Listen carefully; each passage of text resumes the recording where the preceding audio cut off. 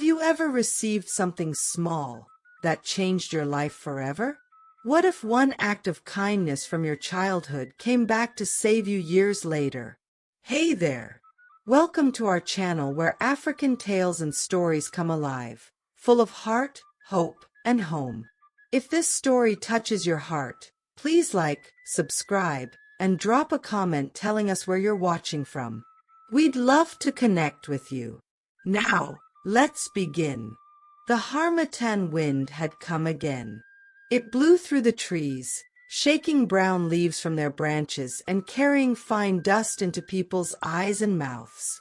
The ground was dry, and the cold breeze stung skin like tiny needles. In a small town called Nsukka, students gathered outside Uzoyuwani Primary School, rubbing their hands and stomping their feet to stay warm.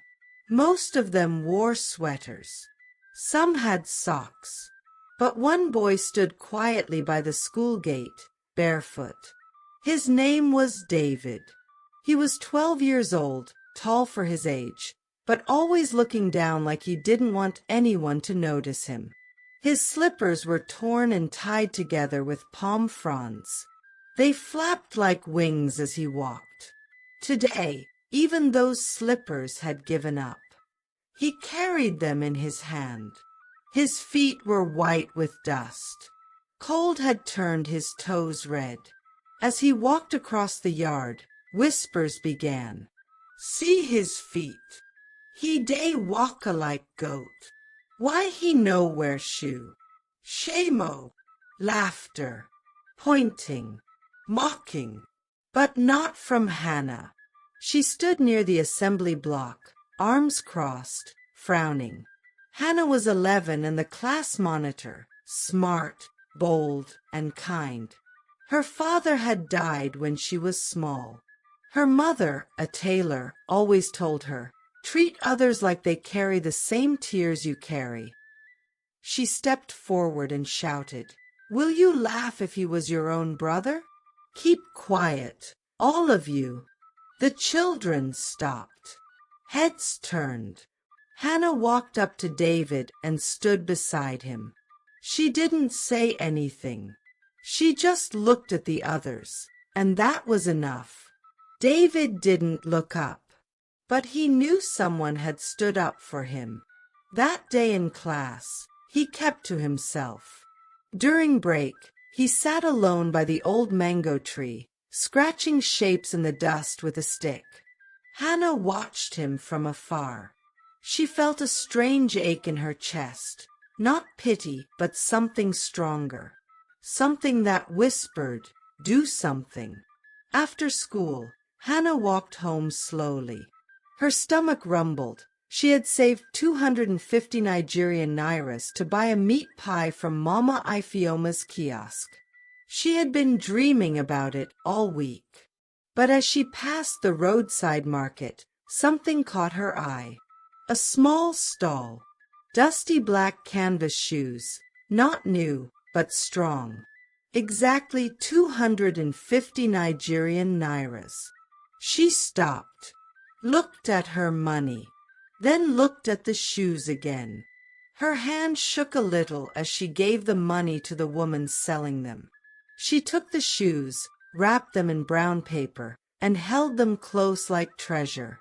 That night, she couldn't eat, but her heart felt full. The next morning, before anyone arrived, Hannah sneaked into the classroom. She placed the paper bag on David's desk. Inside, she slipped a small note. "Every step matters. From someone who sees your journey." Then she left quickly, her heart beating fast. As the Harmattan wind blew harder outside, and the bell for morning assembly rang, David walked in, tired and dusty once again, but something was waiting for him. Something that would change everything. The paper bag sat on David's desk like a secret gift from heaven. At first, he looked around, confused. Had someone made a mistake? But then he saw the small piece of folded paper sticking out from the side. He opened it slowly. Every step matters. from someone who sees your journey. He stared at the note. The letters were neat, familiar. His heart thumped hard in his chest. Carefully, he opened the bag and gasped. A pair of black canvas shoes. Not new, but clean, strong, and whole. His eyes burned. He hadn't cried since his father died. But now, sitting quietly in that dusty classroom, tears rolled down his cheeks.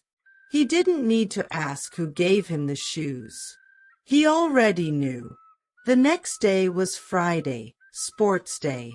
Usually, David stood at the edge of the school field during PE, pretending to have a stomachache or a headache, so he wouldn't have to run with bare feet. Other boys would run, chase, kick balls. He would just watch, wishing. But that day, he laced the shoes tightly. He felt taller, stronger, like a new person. When the whistle blew for the 100-meter race, something inside him said, "Go."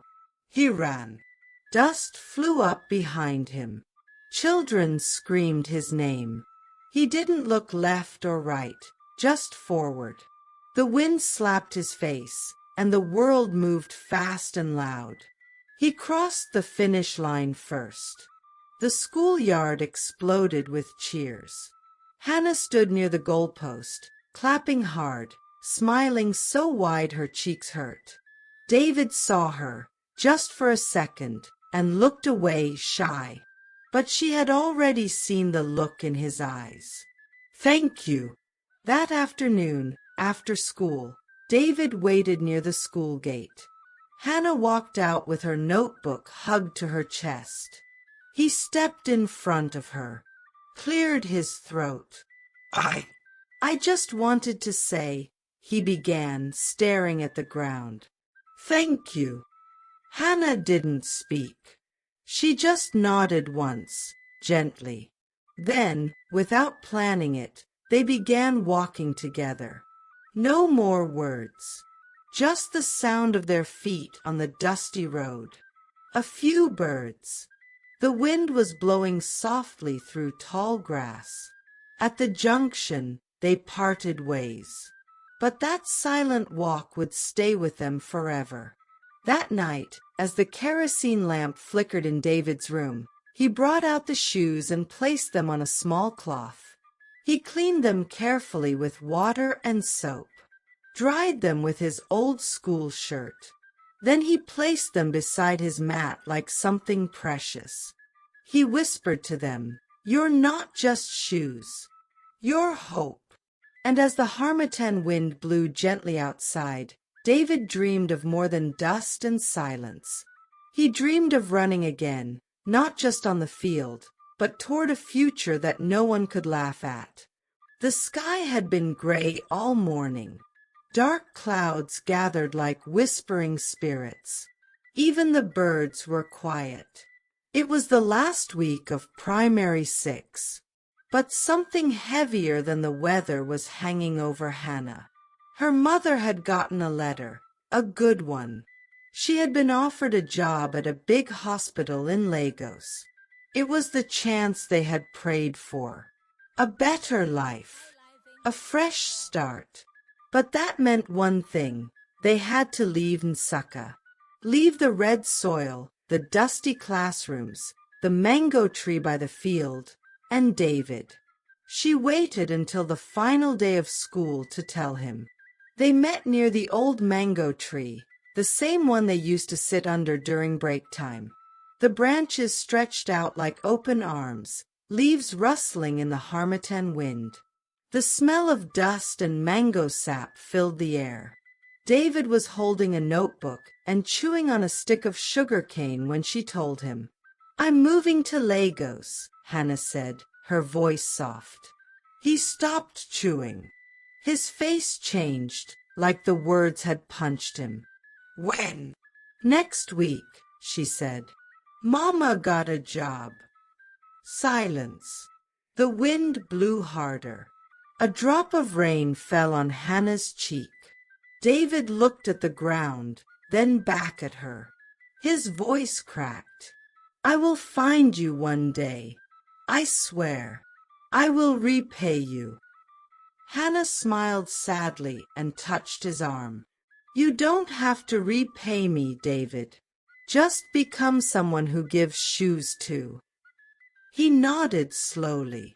"I promise." The rain began to fall, light at first, then stronger. Children ran past them, laughing and shouting, holding books over their heads. But Hannah and David stood still under the mango tree, letting the rain soak their uniforms. Neither wanted to say goodbye, but goodbye had already come. Hannah reached into her bag and brought out a handkerchief. She folded it into a small square and placed it in David's hand. "For your shoes," she said. "Keep them clean. Keep going." And then, just like that, she turned and ran into the rain, her footsteps fading, her yellow dress bouncing behind her. David watched until she disappeared into the Lagos-bound crowd. That night, he didn't eat. He sat on the floor, the shoes beside him, the handkerchief in his pocket. The candle burned low. His mother coughed in the next room. There was no generator, no light, but in his heart something still glowed. He opened his books and began to read. Night after night, he studied. During the day, he fetched water for neighbors, ran errands, sold cola nuts, anything to buy extra pens and exercise books. Sometimes he wanted to quit, but each time he looked at the shoes. They reminded him every step matters. Years passed. He sat for exams. He passed.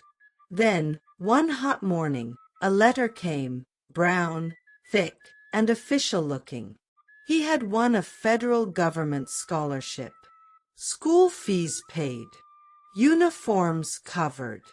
A chance to study in the city. David held the letter to his chest, smiled through tears, and whispered, "I'm coming, Hannah." Lagos was always loud, even at night.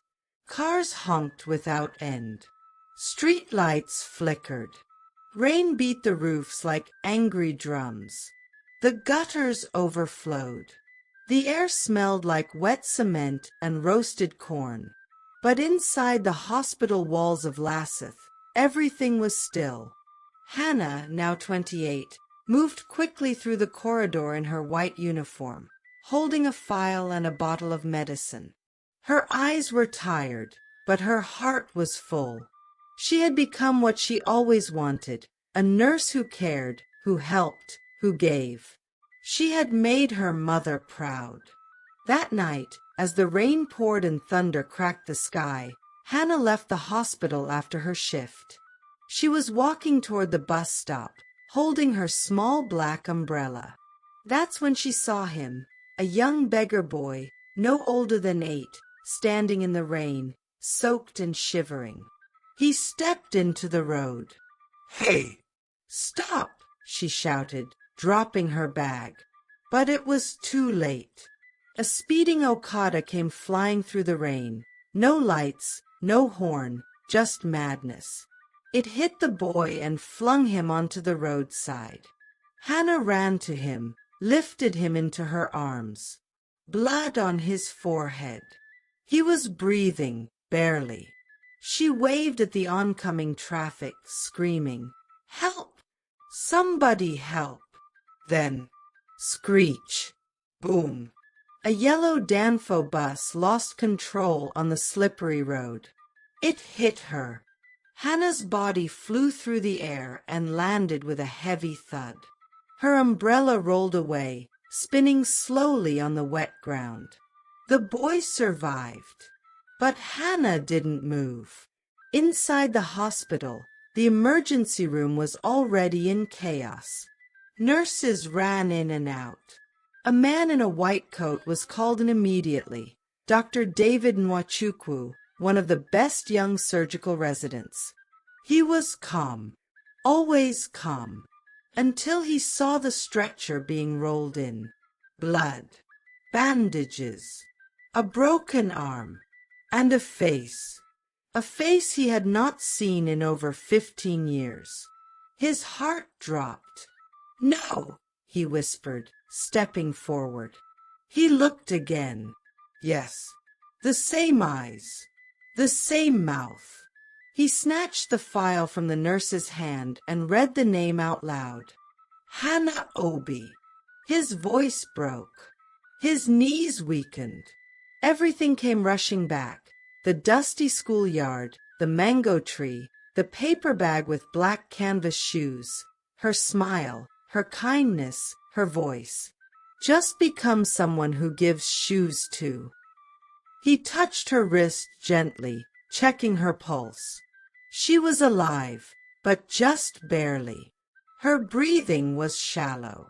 The bleeding hadn't stopped. He turned to the nurse.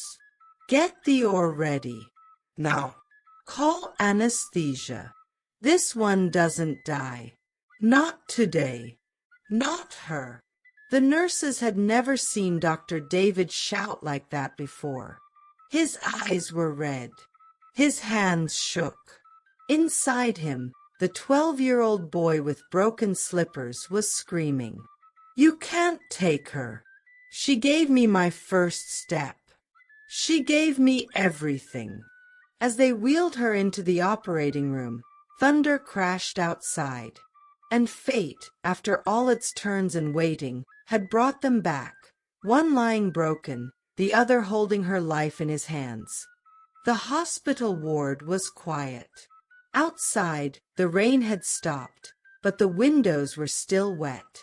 The early morning sun peeked through the clouds, painting golden lines across the floor. Machines beeped softly beside the bed. A drip bag hung above like a quiet guardian. Hannah opened her eyes slowly. Her body ached. Her head felt heavy. For a moment, she didn't know where she was. Then it came back in flashes. The boy, the Okada, the bus, the pain. She tried to sit up, but a gentle voice stopped her. "Easy. You're safe now." She turned her head. A man sat beside her. Tall, clean-shaven, wearing a doctor's coat. His eyes were tired but full of light. In his hands was a small old brown paper bag, soft at the corners, taped in some places, like it had been carried for years. He looked at her and said, "You saved me first." Hannah blinked. Her heart skipped. He opened the bag slowly and pulled out a note, yellow with age, edges curling. "Every step matters. From someone who sees your journey." She gasped and covered her mouth with both hands. "David!" He nodded, smiling through tears. "It's me," he whispered. "You gave me shoes, and I gave you back what I could, hope and a second chance." Hannah began to cry. David reached into his bag again. This time, he pulled out a pair of old worn-out black canvas shoes, cracked, faded, too small now, but still whole. "I kept them," he said. "I cleaned them every night until I outgrew them. Then I kept them to remind me of who I wanted to be." Hannah reached out and touched the shoes with trembling fingers. "You became more than I ever dreamed," she whispered. "A doctor." David smiled wider. "Because of one kind girl under a mango tree." They looked at each other for a long time. Then, slowly, Hannah sat up, and David helped her. They leaned into each other and hugged, gently, carefully, like holding onto something sacred. There were no more words, just tears. Tears for the boy with broken slippers. Tears for the girl who gave up her meat pie. Tears for the promise that came true. In that small hospital room in Lagos, two souls who met in the dust found each other again, not as strangers, not as patient and doctor, but as family written by fate. The sun was setting over Lagos. The sky was painted in soft pinks and purples, and a cool breeze rustled the leaves of the trees in the hospital garden. Hannah and David sat quietly on a wooden bench, watching the colors change. David looked at Hannah and smiled softly. "You taught me to walk tall," he said. Hannah smiled back, her eyes shining with tears. "And you taught me that kindness never dies," she replied. Just then, a small boy walked by, barefoot. His feet were dusty and tired, much like David's had been so many years ago. Hannah gently called him over. The boy looked shy but curious. Without a word, Hannah slipped off her own slippers and handed them to him. The boy's eyes lit up. He smiled shyly and held the slippers like treasure. David watched quietly and said, "You never stopped giving."